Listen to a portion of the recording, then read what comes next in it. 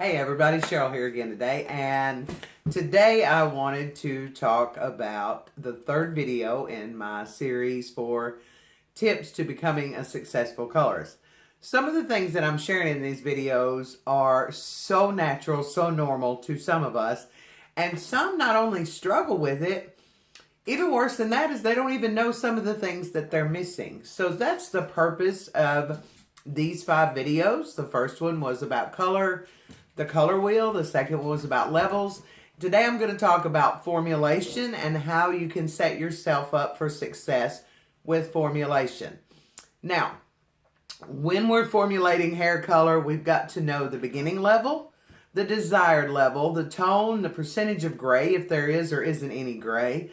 And that will lead us to make a determination about the volume of developer that we're going to use.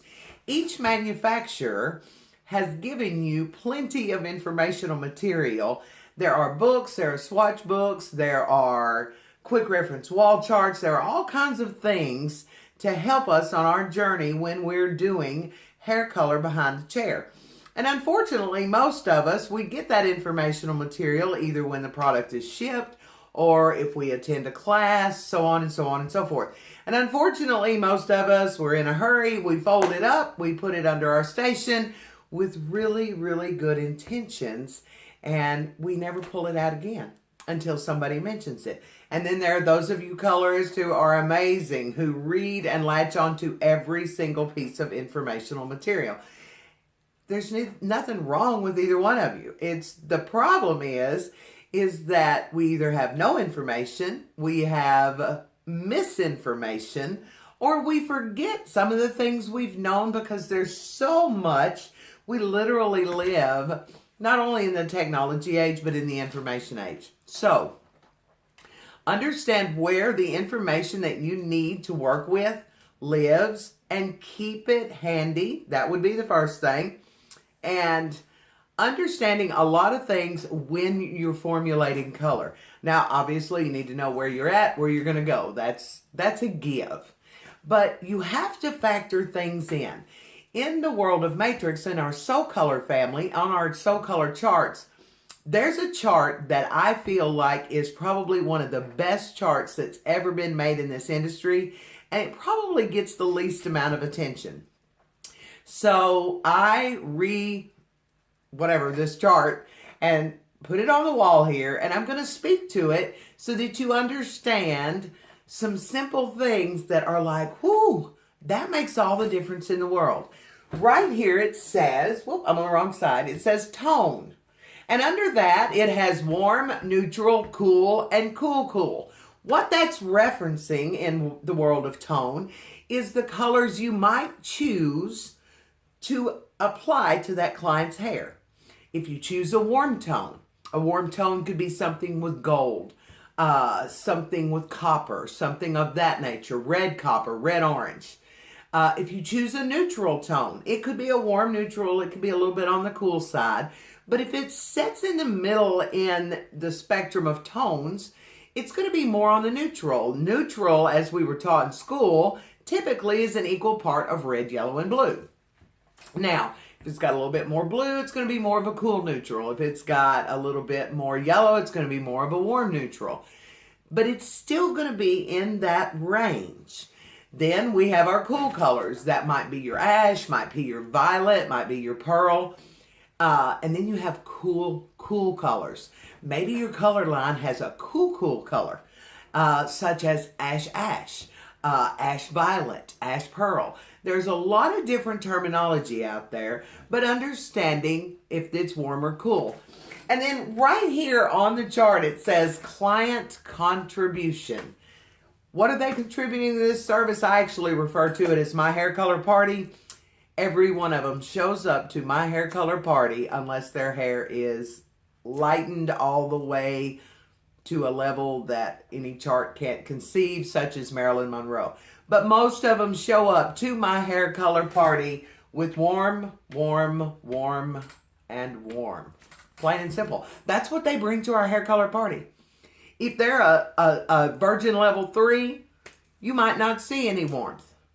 But you start lifting it, you will expose exactly what she brought to that party, which, and you'll see in video 2, was the natural underlying pigment of red-brown. So they bring something. It's never just what's in that tube. So if I put a warm color, they bring warmth. My end result might be warm. Not might be. It straight up, it will be warm. If I apply a neutral color and they bring warmth to my party, the end result will still be warm. It didn't come from the neutral. It came from the warmth in her hair. If I apply a cool color, she brings warmth to the party, the end result will be a neutral color. And if I apply a cool color, she brings warmth, the end result will be cool. Now, when you're doing this, understand just how important this is. So sometimes I tend to look at this chart backwards. If I want the end result to be cool, then I go back and I pick a cool color. If I want the end result to be neutral, then I go pick a cool color. So this chart clarifies to me exactly what my options are for applying to their hair, what they contribute to the final outcome, and exactly what range the outcome will be in. Okay? So when you're formulating, I can talk today. So when you're formulating, it is essential that you understand these basic principles and think about them. And sometimes that's hard. Sometimes it's really hard. Life gets in the way. We've got sick family members. We've got all these things going on. But if we know where our information lives, and if it were me, I would take a screenshot of this and I would utilize it.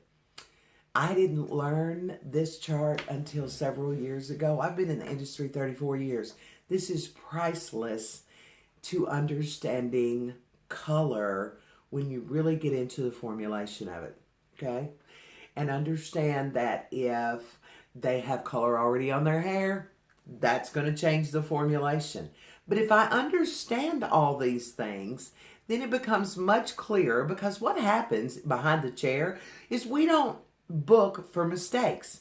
And we want to set ourselves up for success. And the more knowledge we have about the basic principles and the things that go on, the client's contribution, what we're going to apply, how the products work, that's up to you. I hear sometimes stylists refer to different color lines as, oh, that one's not any good. It's garbage. It's this, it's that. Makes no sense to me, because there are hundreds of thousands of hairstylists getting fabulous results with that product. So where does the challenge lie in? I think most of the time the challenge lies in the fact that we don't have all the little pieces of the puzzle to make one complete picture. So dig a little deeper, set yourself up for success, look where everything's coming from, and hang on. Video 4 in this series will be about application. And you can find the first 3 on YouTube at Cheryl Segraves, S-E-G-R-A-V as in Victory E-S. And you can find examples of my work on Instagram at Color1up. That's color, the number 1, and the word up. I hope everybody has a colorful day, and be on the lookout for video number 4.